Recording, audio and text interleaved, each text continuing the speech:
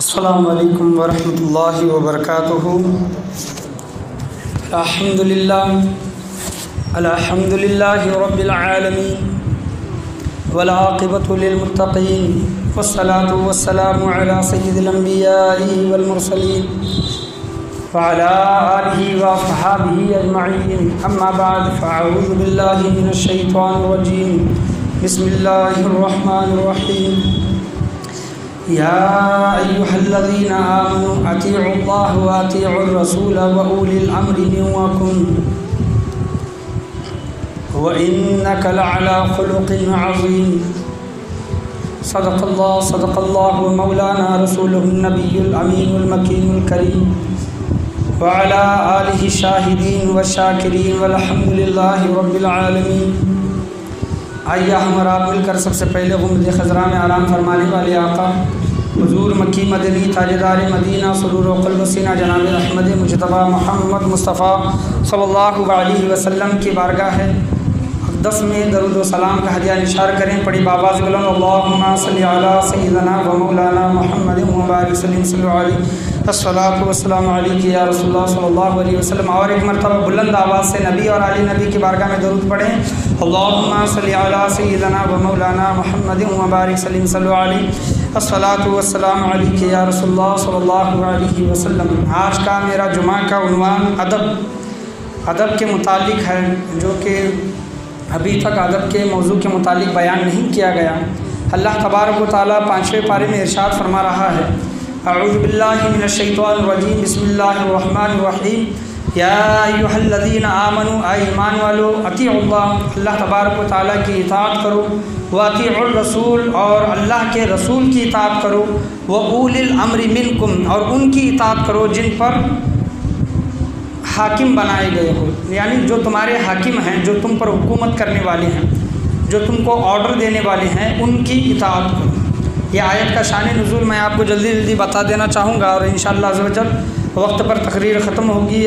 ہر جمعہ لیٹ ہو رہا ہے، یہ بھی مجھے اس بات کا رنج ہے کہ وقت پر تقریر وغیرہ نماز وغیرہ نہیں ہو رہی ہے، اس وجہ سے انشاءاللہ عز و جل آج وقت پر تقریر ختم کرنے کی کوشش کی جائے گی۔ حضرت عمار بن یاسر اور حضرت خالد بن ولید، حضور صلی اللہ علیہ وسلم نے ایک لشکر مدینہ منورہ کے باہر مطلب دوسرے ملکوں کو فتح کرنے کے لیے بھیجا، تو اس کے امیر حضرت خالد بن ولید تھے اور عمار بن یاسر سپاہی تھے۔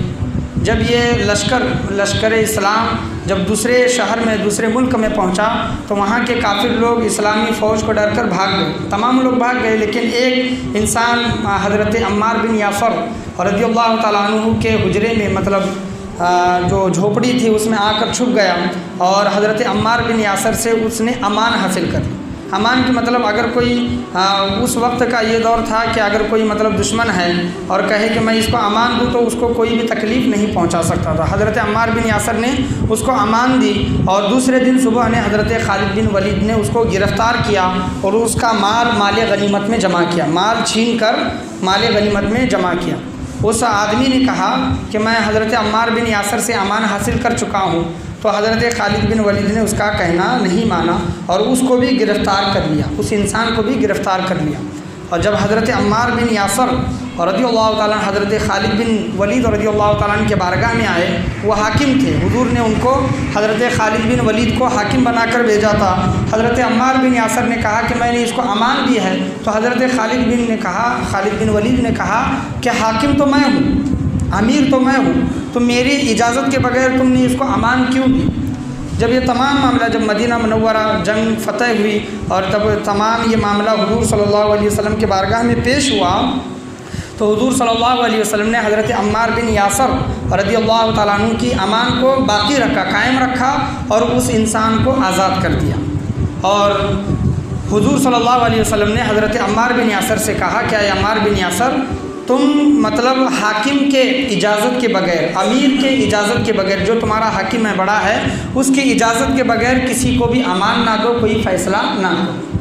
تو حضرت عمار بن یاسر رضی اللہ تعالیٰ عنہ نے اس وقت حضور صلی اللہ علیہ وسلم کے بارگاہ میں حضرت خالد بن ولید رضی اللہ تعالیٰ عنہ کو کچھ मतलब दिल को लगने वाली बातें कहीं, तानज़न बातें कहीं, तो उसी वक्त हज़रत खालिद बिन वलीद रज़ियल्लाहु ताला ने हुज़ूर सल्लल्लाहु अलैहि वसल्लम की बारगाह में कहा कि अगर मुझे इस बारगाह की इज़्ज़त का ख़याल ना होता, एहतराम का ख़याल ना होता, अदब का ख़याल ना होता, तो मैं तुम्हारी ख़बर लेता। ऐ ग़ुलाम, वो ग़ुलाम थे, किसके ग़ुलाम थे?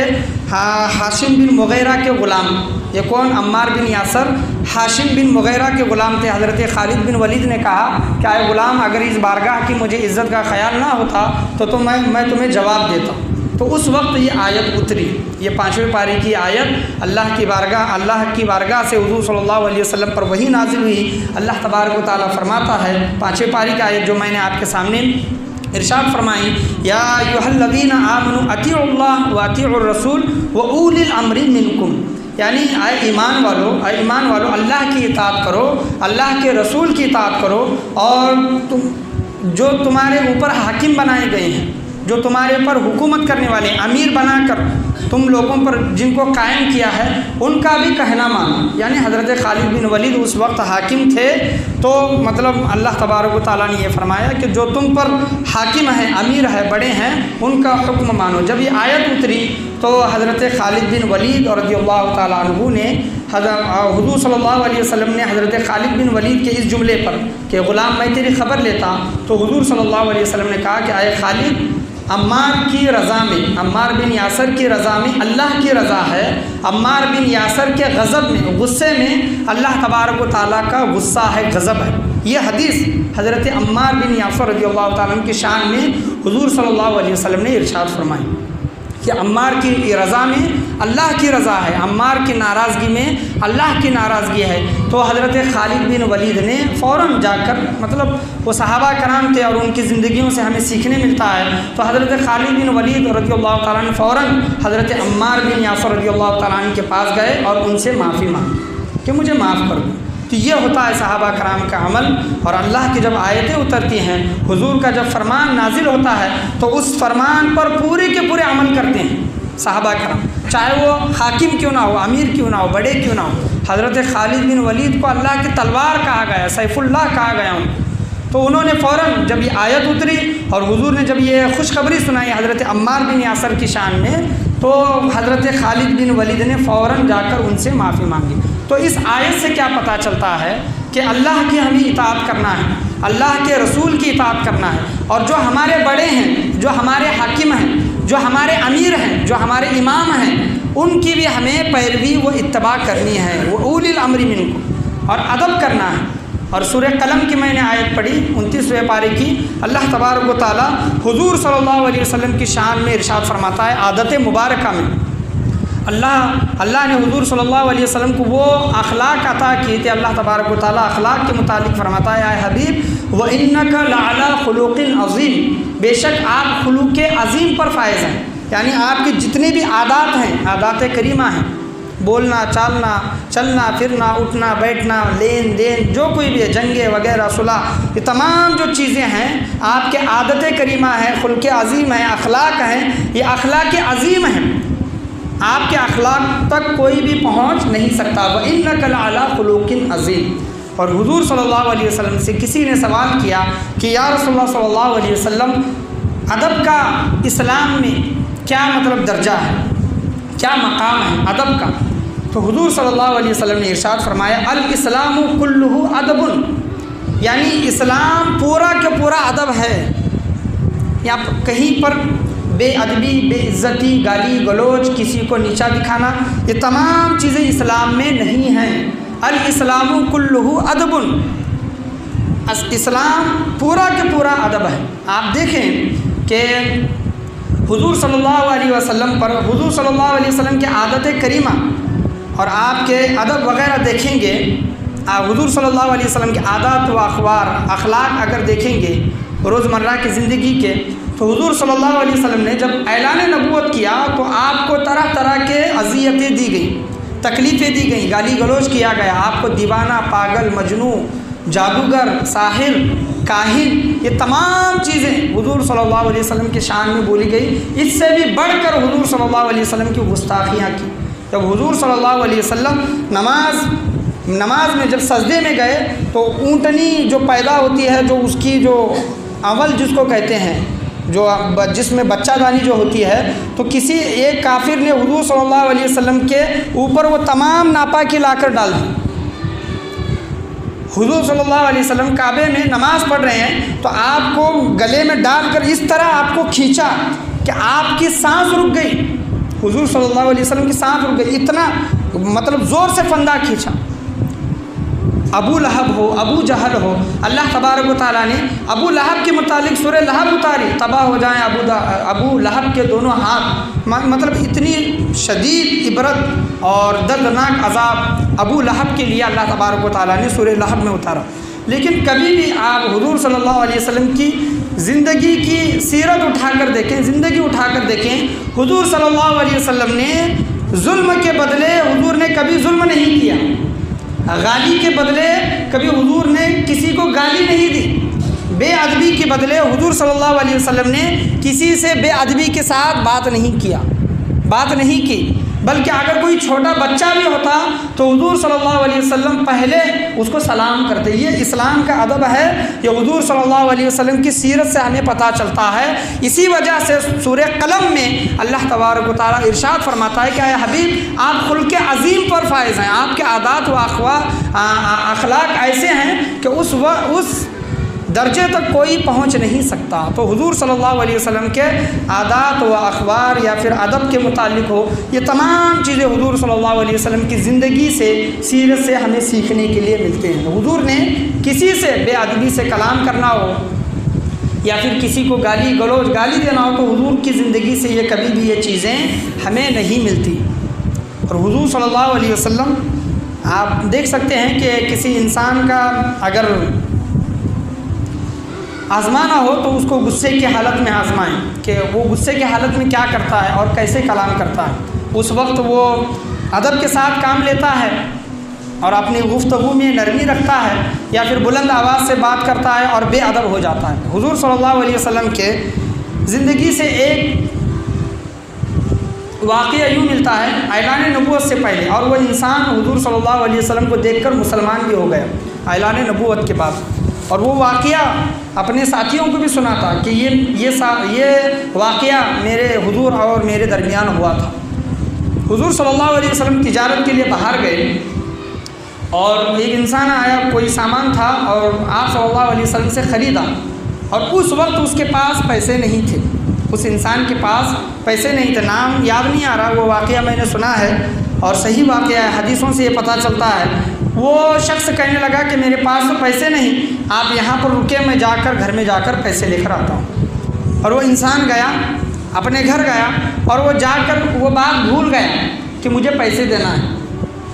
اور حضور صلی اللہ علیہ وسلم ایک درخت کے پاس رکے تو 3 دن حضور صلی اللہ علیہ وسلم اسی درخت کے پاس رکے رہے، اسی درخت کے پاس ٹھہرے 3 دن، اور 3 دن کے بعد اس آدمی کو یاد آیا کہ ہاں میں نے فلاں سے وہ چیز لی تھی اور اسے پیسے دینا تھا اور میں وہ بھول گیا۔ اور جب 3 دن کے بعد جب جا کر دیکھتا ہے تو جناب محمد رسول اللہ صلی اللہ علیہ وسلم وہیں پر درخت کے پاس کھڑے ہو کر اس کا انتظار کر رہے ہیں۔ سبحان اللہ، یہ ادب ہوتا ہے، یہ وعدہ ہوتا ہے۔ وعدہ مطلب وعدہ پورا کرنا، وعدہ خلافی نہ کرنا کہ میں ٹھہروں گا، آپ آؤ، میں آپ کا انتظار کروں گا۔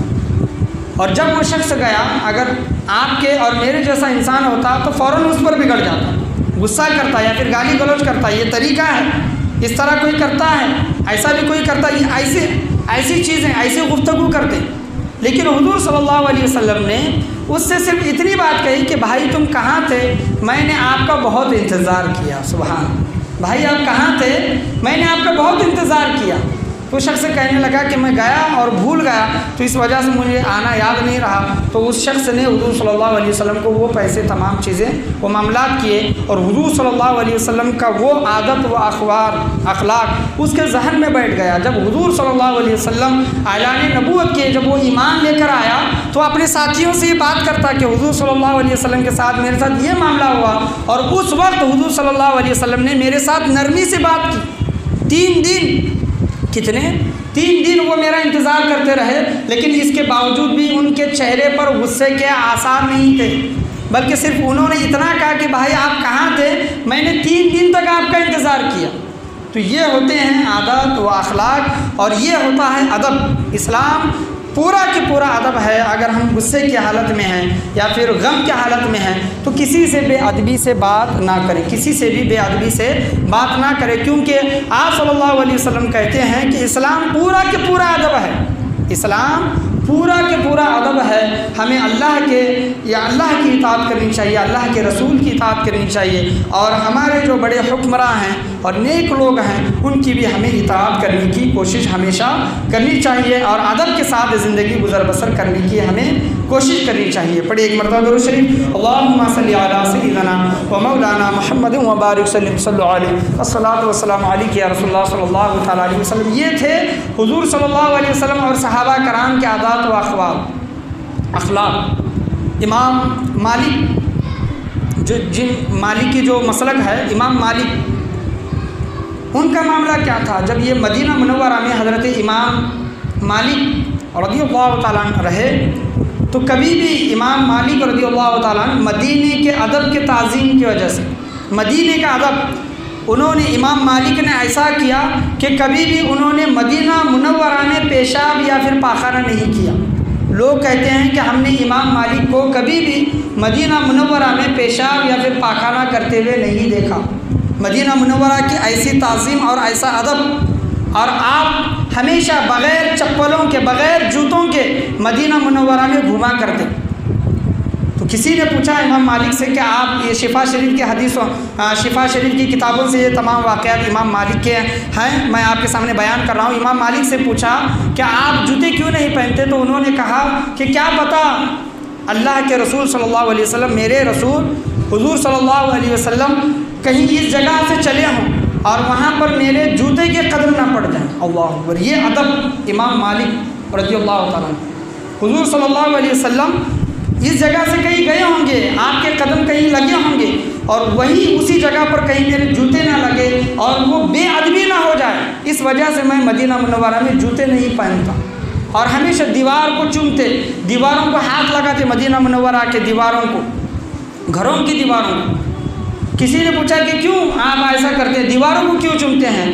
تو امام مالک کہتے ہیں کہ کیا پتہ حضور صلی اللہ علیہ وسلم کے ان دیواروں کو ہاتھ لگے ہوں گے، اس وجہ سے میں ان دیواروں کو چوم رہا ہوں۔ تو کسی نے ایک جواب میں کہا کہ کیا پتہ حضور صلی اللہ علیہ وسلم ہر دیوار کو ہاتھ لگائیں، یہ ضروری تو نہیں ہے۔ تو امام مالک رضی اللہ تعالیٰ عنہ کا پیارا سا جواب، انہوں نے کہا کہ میں اس وجہ سے بھی دیواروں کو چومتا ہوں کہ حضور صلی اللہ علیہ وسلم کو ان دیواروں نے دیکھا ہے۔ سبحان اللہ! حضور صلی اللہ علیہ وسلم کو ان دیواروں نے دیکھا ہے، حضور صلی اللہ علیہ وسلم کا چلنا پھرنا، اٹھنا بیٹھنا، ان تمام چیزوں نے دیکھا ہے، اس وجہ سے میں ان کا ادب کرتا ہوں، ان کی تعظیم کرتا ہوں، تعظیم کی وجہ سے میں ان کو چومتا ہوں۔ یہ ادب کا مقام ہے۔ امام، بڑے امام ہیں امام مالک، جن کو مالکی کہا جاتا ہے، مالکی لوگ ان کو فالو کرتے ہیں، جیسا حنفی، حنبلی، شافعی، ویسے مالکی۔ امام مالک کا ادب کا مقام یہ تھا، اور جب کبھی بھی ان سے کوئی مسئلہ پوچھنے آتے تو وہ فوراً مسئلہ بیان کرتے۔ امام مالک کوئی مسئلہ پوچھنے آتے، کسی سے کوئی مسئلہ پوچھنے آتا تو فوراً مسئلہ بیان کرتے، اور جب کبھی بھی حضرت امام مالک سے حدیث کوئی پوچھنے آتا کہ یہ فلاں حدیث مجھے آپ سنائیں، تو حضرت امام مالک پہلے جا کر غسل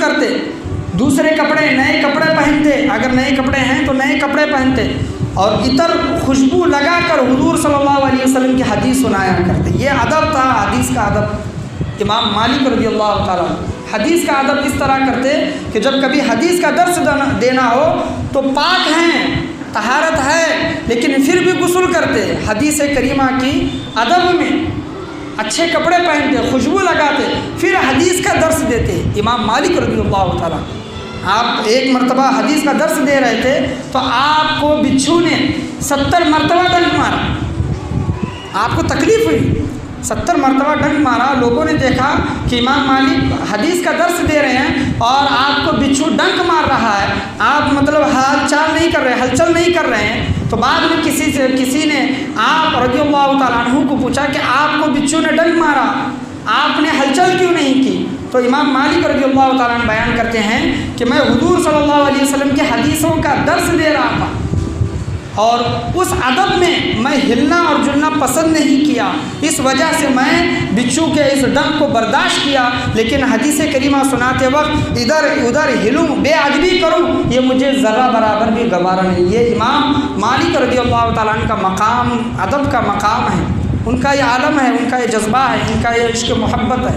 تو ان تمام لوگوں سے ہمیں درس حاصل کرنے کی اور ادب کے ساتھ زندگی گزر بسر کرنے کی ہمیں ہمیشہ پوری کوشش کرنی چاہیے۔ یہ امام مالک رضی اللہ تعالیٰ عنہ کے ایک شاگرد ابن القاسم، امام ابن القاسم رحمۃ اللہ علیہ کہتے ہیں کہ میں امام مالک رضی اللہ تعالیٰ عنہ کے پاس 20 سال ان کی صحبت میں رہا۔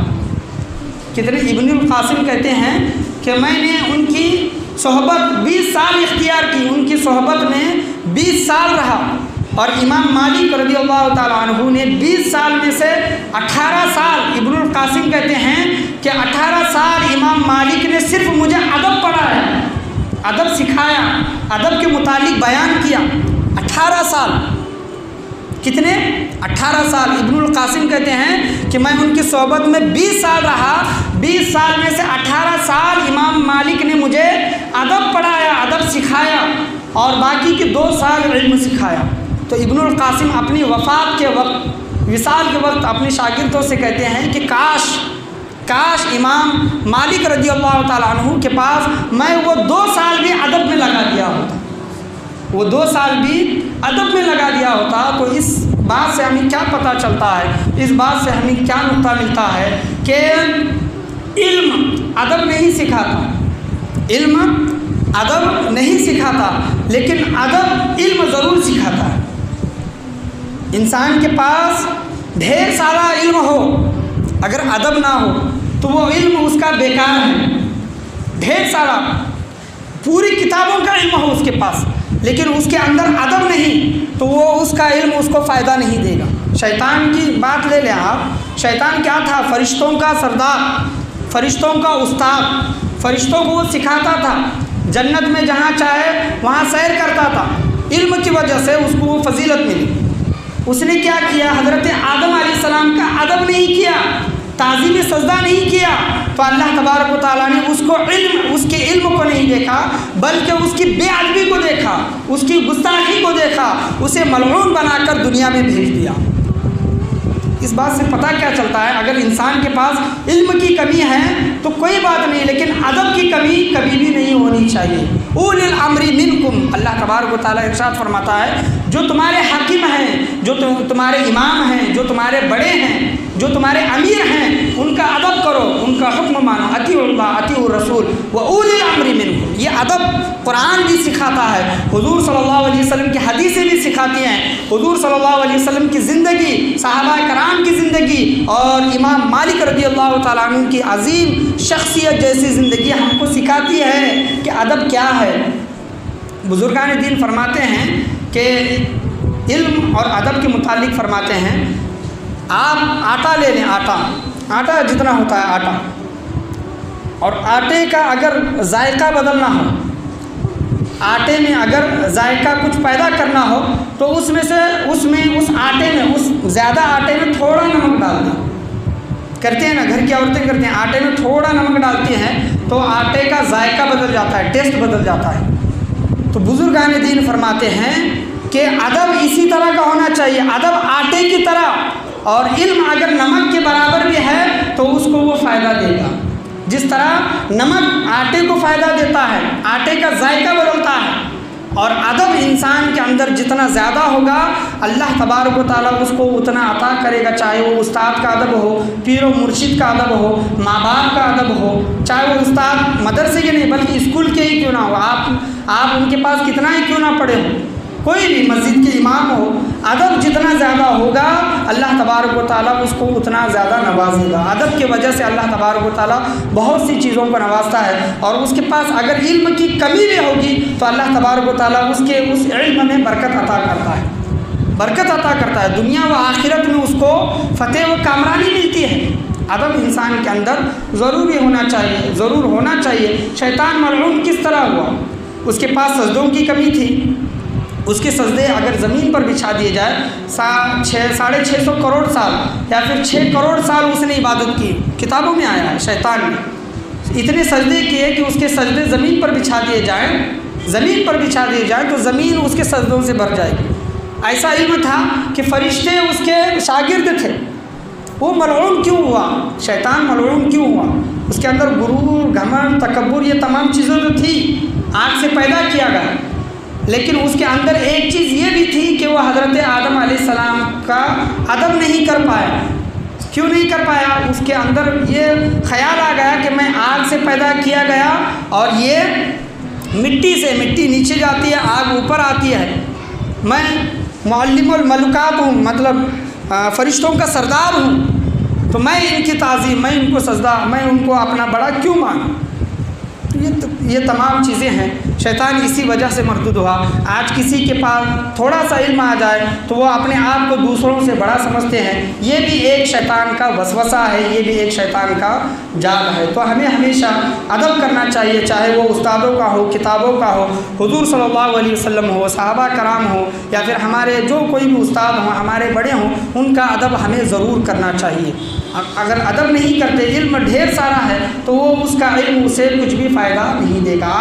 آج آپ کسی کا ادب کر رہے ہیں تو آپ کا ادب کوئی اور کرے گا، آپ کی تعظیم و تکریم کوئی اور کرے گا۔ زندگی میں یاد رکھیے، ادب سے جتنا ملتا ہے وہ اتنا کتابوں سے نہیں ملتا۔ جتنا ادب کرنے سے ملتا ہے، جس کے پاس آپ سیکھ رہے ہیں، پڑھ رہے ہیں، کر رہے ہیں، جتنا ادب کرنے سے ملتا ہے اتنا کتابوں سے نہیں ملتا۔ اور علم اور ادب یہ دونوں کو ملا لیا جائے تو اس کے اندر 4 چاند لگ جاتے ہیں، اس کی زندگی بدل جاتی ہے ادب کی وجہ سے۔ اللہ تبارک و تعالیٰ نے حضور صلی اللہ علیہ وسلم کو ایسے آداب و اخلاق عطا کیے تھے اللہ تبارک و تعالیٰ نے۔ اللہ خود ان کے بارے میں ارشاد فرماتا ہے کہ آپ خلق عظیم پر فائز ہیں، بے شک آپ خلق عظیم، وَإِنَّكَ لَعَلَىٰ خُلُقٍ عظیم، آپ خلق عظیم پر فائز ہیں۔ حضرت سلطان محمود غزنوی رحمۃ اللہ علیہ، آج مطلب میڈیا نے، ہندوستان کے لوگوں نے ان کو ظالم بادشاہ قرار دیا۔ ظالم بادشاہ کہتے ہیں کہ غزنوی ظالم بادشاہ تھے۔ ان کا حال کیا تھا؟ آپ کمرے میں آرام کرنے کے لیے آئے رات میں سلطان محمود غزنوی، تو دیکھا کہ آپ مطلب جس طرف پاؤں کر کے سو رہے ہیں وہاں پر قرآن شریف رکھا ہے۔ تو انہوں نے اپنے خادم کو بلایا اور کہا کہ قرآن مطلب وہاں سے نکالو اور دوسرے کمرے میں رکھو۔ یہ بھی ایک ادب کا ایک پیمانہ ہے، یہ بھی ایک ادب کی صفت ہے۔ قرآن دوسرے کمرے میں رکھا گیا، پھر تھوڑی دیر سے ان کے دل میں خیال آیا کہ ارے ایسا تو نہیں ہونا چاہیے کہ میرے آرام کی وجہ سے قرآن کا جگہ بدلی جائے، قرآن کو ایک کمرے سے دوسرے کمرے میں میرے آرام کی وجہ سے اس کو تبدیل کیا جائے۔ تو انہوں نے کیا کیا کہ قرآن جہاں تھا وہیں پر رکھا اور وہ دوسرے کمرے میں آرام کرنے کے لیے چلے۔ تو کسی نے ان کو خواب میں دیکھا، دلیل العارفین کتاب میں یہ واقعہ آیا ہے، کسی نے ان کو خواب میں دیکھا تو ان کے وہ جنت میں ٹہل رہے ہیں سلطان محمود غزنوی رحمۃ اللہ علیہ۔ کسی نے جنت میں جانے کی وجہ، جنت کی بشارت، جنت کیسے ملی؟ تو انہوں نے کہا کہ میں نے دنیا میں فلاں وقت میں قرآن کی تعظیم کی، قرآن کا ادب کیا، تو اللہ تبارک و تعالیٰ نے مجھے اس عمل پر اللہ نے مجھے جنت عطا کی۔ تو آج ہم قرآن کو پڑھتے ہیں تو دیوار کو ٹیک لگاتے ہیں، ایک پیر اوپر اٹھا کر ایسے رکھ کر پڑھتے ہیں، ایسے یہ اس طرح پڑھ رہے ہیں، کوئی ناول پڑھ رہے ہیں، کوئی میگزین پڑھ رہے ہیں ایسے۔ تو قرآن کا ادب جتنا زیادہ کیا جائے، قرآن کی برکتیں اور عظمتیں اور عزتیں اتنی زیادہ ہمیں ملی۔ امام مالک کا حال کیا تھا؟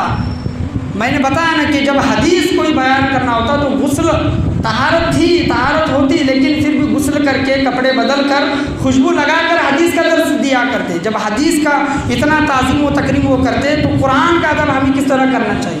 کسی کے پیر میں تکلیف ہے، وہ نیچے بیٹھ نہیں سکتا، کرسی پر بیٹھ کر قرآن پڑھ رہا ہے، یہ ایک الگ عذر ہے، شریعت ان چیزوں کو معاف کرتی ہے۔ لیکن آپ اچھے خاصے بیٹھ سکتے ہیں، بیٹھ کر پڑھ سکتے ہیں، 2 زانو ہو کر بیٹھ سکتے ہیں، لیکن پھر بھی آپ اس طرح کا ادب نہیں لے کر آ رہے تو قرآن سے جو برکتیں ملنی ہیں، جو قرآن سے جو انعام ملنا ہے پڑھنے سے، وہ انعام ہمیں نہیں ملے گا۔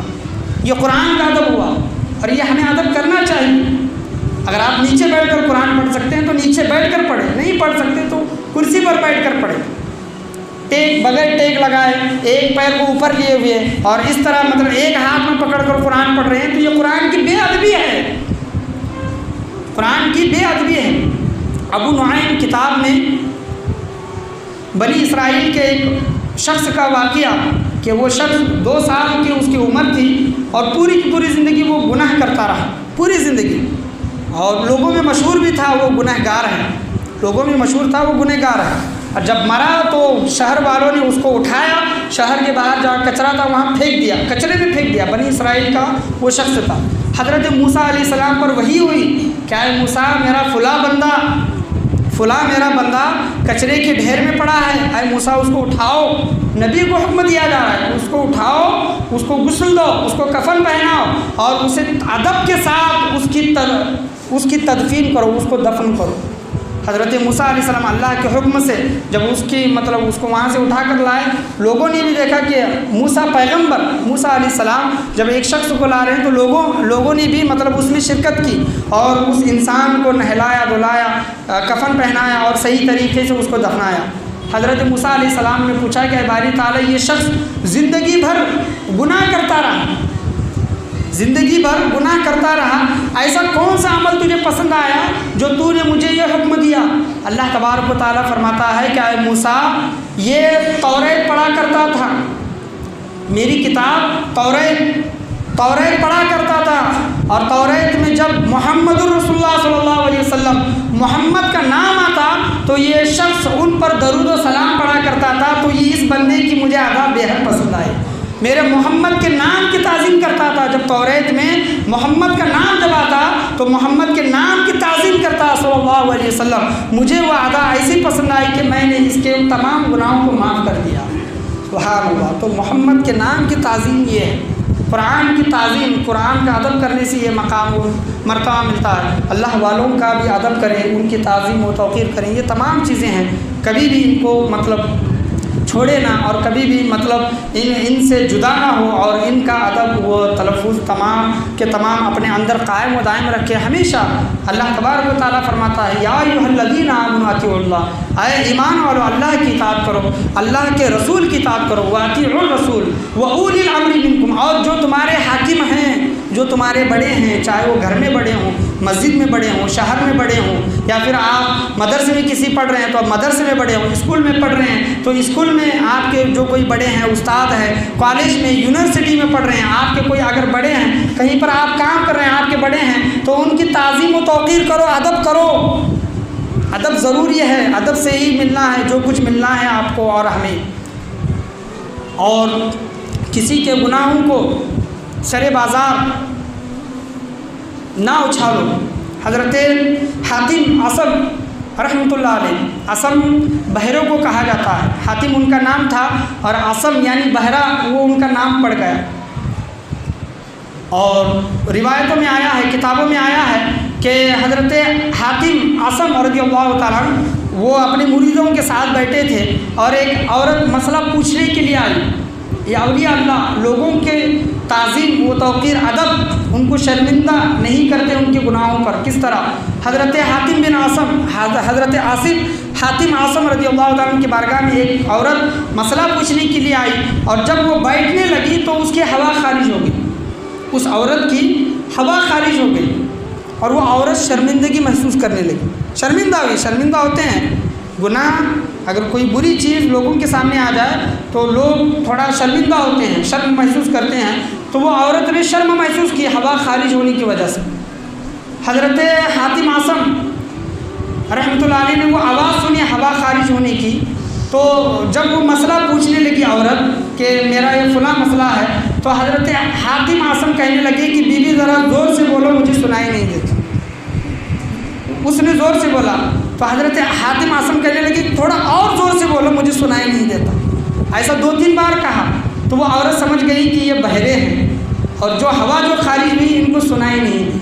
और यहाँ पर हज़रत हातिम आसम रहमतुल्लाह अलैह ने ये ख्याल किया कि कहीं ये औरत शर्मिंदगी ना महसूस हो, इसको कभी शर्मिंदगी ना महसूस ना हो, तो इस वजह से उन्होंने कहा कि मुझे सुनाई नहीं देता, ज़रा ज़ोर से बोलो। और ज़िंदगी भर वो बहरे ही रहे, ऊंची आवाज़ ही नहीं सुनते रहे, دل میں یہ خیال رکھا کہ کہیں عورت کو پتہ نہ چل جائے کہ یہ حضرت تو سنتے ہیں، صرف میں شرمندہ نہ ہوں، اس وجہ سے انہوں نے اس وقت یہ معاملہ کیا۔ تو حضرت حاتم اصم، زندگی پر ان کا نام اصم پڑ گیا، اصم یعنی بہرے، ہمیشہ اونچا سننے لگے۔ تو یہ لوگوں کی عیوب چھپایا کرتے، یہ اللہ والے ایسے ہوتے ہیں کہ لوگوں کو گناہوں کو چھپاتے۔ اور ہمارا حال ایسا ہے کہ بازو والا، ہمارا دوست، ہمارا رشتہ دار کا اگر کوئی گناہ ہمیں پتہ چل جائے تو ہمارے پیٹ کے اندر گڑبڑی شروع ہو جاتی ہے کہ 4 لوگوں کو کیسے بتائیں، رشتہ داروں کو کیسے بتائیں، اس کے گناہوں کو ہم چھپاتے نہیں۔ اللہ والوں کا ادب یہ تھا کہ وہ لوگوں کی گناہوں کو بھی چھپانا، یہ بھی ایک ادب ہے۔ لوگوں کے گناہوں پر پردہ پوشی کرنا یہ بھی ایک ادب ہے۔ اللہ والے اپنی زندگیوں سے لوگوں کو یہ سکھاتے تھے۔ تو اللہ تبارک و تعالیٰ سے یہی دعا ہے کہ اللہ تبارک و تعالیٰ ہمیں زندگی پر بڑے لوگوں کا، چھوٹے لوگوں کا، چھوٹے بچوں پر شفقت کرنے کی اور بڑے لوگوں کا ادب کرنے کی اللہ تبارک و تعالیٰ ہم تمام لوگوں کو توفیق و رفیق عطا فرمائیں۔ اور ہمارے جو بڑے ہیں، ہمارے جو حاکم ہیں، کہیں بھی ہو، چاہے اسکول میں ہو، کالج میں ہو، گھر میں ہو، مسجد میں ہو، محلے میں ہو، شہر میں ہو، سوسائٹی میں ہو، یا پھر کسی جگہ ہم کام کرتے ہیں وہاں پر ہو، تو ان لوگوں کا ادب، تعظیم و توقیر کرنے کی اللہ تبارک و تعالیٰ ہم تمام لوگوں کو توفیق و رفیق عطا فرمائے۔ سب سے پہلا ادب، سب سے پہلا حق جو آتا ہے وہ اللہ کا، اس کے بعد اللہ کے رسول کا، اور اس کے بعد جو ہمارے حاکم ہیں، یا ایھا الذین آمنوا اطیعوا اللہ اطیعوا الرسول واولی الامر منکم، جو ہمارے آمر ہیں، حکمراں ہیں، ان لوگوں کا ادب کرنے کی اللہ تبارک و تعالیٰ ہم تمام لوگوں کو توفیق و رفیق عطا فرمائے۔ بولنے چالنے میں کسی بھی قسم کی غلطی، کمی بیشی، کوتاہی، خامی ہوئی ہو، اللہ تبارک و تعالیٰ اپنے فضل و کرم سے اسے معاف عطا فرمائے، اور بولنے اور سننے سے زیادہ عمل کرنے کی توفیق عطا فرمائے۔ بولنے میں، سمجھنے میں، سننے میں کسی بھی قسم کی غلطی ہوئی ہوگی، اللہ تبارک و تعالیٰ اپنے فضل و کرم سے اسے معاف عطا فرمائے۔ ہمیشہ ادب والا انسان بن کر، ادب کے ساتھ، چاہے غصے کی حالت میں ہو، غم کی حالت میں ہو، خوشی کی حالت میں ہو، ادب کا دامن کبھی بھی نہ چھوڑنے کی اللہ تبارک و تعالیٰ ہم تمام لوگوں کو توفیق و رفیق عطا فرمائے۔ ایک دوسرے کے ساتھ ادب کے ساتھ پیش آنے کی اللہ تبارک و تعالیٰ ہم تمام لوگوں کو توفیق و رفیق عطا فرمائے۔ آج نوجوان لوگ ہیں، نوجوان لوگ اپنے دوست سے ملتے ہیں تو پہلے گالی دیتے ہیں، ماں بہن پر گالی دیتے ہیں، پھر بعد میں بات کرتے ہیں۔ یہ ادب کا لحاظ نہیں ہے۔ اسلام، آپ صلی اللہ علیہ وسلم فرماتے ہیں الاسلام کلہ ادب، اسلام پورا کا پورا ادب ہے۔ ہمارا ہم عمر دوست کیوں نہ ہو، ہماری عمر والا دوست کیوں نہ ہو، اس کو گالی نہ دیں، پیار و محبت سے بات کریں، گالی کے بدلے سلام کہیں، سلام سے شروعات کر کے بات کریں۔ پہلے دن، دوسرے دن، تیسرے دن اس آپ کے دوست کو عجب لگے گا کہ یہ کل تو مجھے گالی دیتا تھا، آج سلام کر رہا ہے، اس کو کیا ہوا؟ لیکن آپ یہ طریقہ ہمیشہ جاری رکھیں گے تو جو اثر آپ پر ہوا ہے وہ اثر اس سامنے والے دوست پر بھی ضرور ہوگا۔ یہ ہمارے اندر دیکھا جاتا ہے، خاص کر میرج میں بہت ہے گالی ہمیشہ زبان پر گالی۔ خوش ہوں گے تب بھی گالی دیں گے، غصے میں ہوں گے تب تو گالی دیتے ہی دیتے۔ تو یہ ادب نہیں ہے، یاد رکھیں۔ دوست آپ کے جگری دوست ہیں، جگری دوست ہونے کا یہ مطلب نہیں ہے کہ آپ اس کو ماں بہن پر گالی دیں۔ گالی دینا بہت بہت بہت برا عمل ہے۔ حضور نے کبھی اپنی زبان سے زندگی مبارکہ میں کبھی اپنی زبان سے کسی کافر، اپنے بڑے سے بڑے دشمن کو بھی گالی نہیں دی۔ ہم اپنے اچھے خاصے دوست کو گالی دے رہے ہیں، اور گالی دے کر کیا سمجھتے ہیں کہ یہ محبت کی نشانی ہے، ہمارا جگری دوست ہے اسی وجہ سے ہم گالی دے رہے ہیں۔ یہ اسلام نہیں سکھاتا، یہ طور طریقہ نہیں سکھاتا۔ اللہ تبارک و تعالیٰ سے دعا ہے کہ اللہ تبارک و تعالیٰ ہم تمام لوگوں کو گالیاں دینے سے بچنے کی اللہ تبارک و تعالیٰ ہم تمام لوگوں کو توفیق و رفیق عطا فرمائے۔ لا الہ الا اللہ محمد رسول اللہ۔